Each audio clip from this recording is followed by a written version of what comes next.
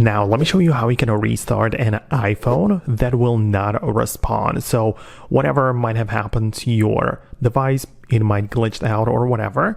In order to restart it, you have to perform the force restart. And as you know, every iPhone, no matter the model, has the volume buttons, the physical ones, on the side and the actual power button on the other side. And these are the buttons we are going to use for it.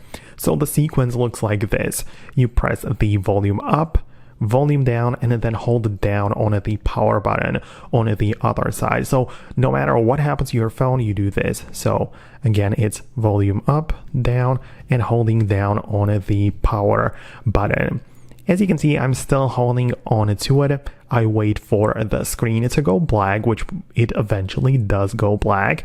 And I still have the finger pressed on the power button. And once the Apple logo appears, I can lift it up and now the phone should restart normally, right? So we just have to wait for it to boot up. But at this point, it should perform like a little reset of the software and it should start fresh. So we're gonna wait and see if that's the case, right? After it turns on, I can just get inside, type in my code, and the phone should react and work normally. So this is what you can do basically at any point.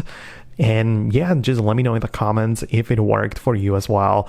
I would really appreciate your feedback. Subscribe for more, and I'll see you later in the next uploads.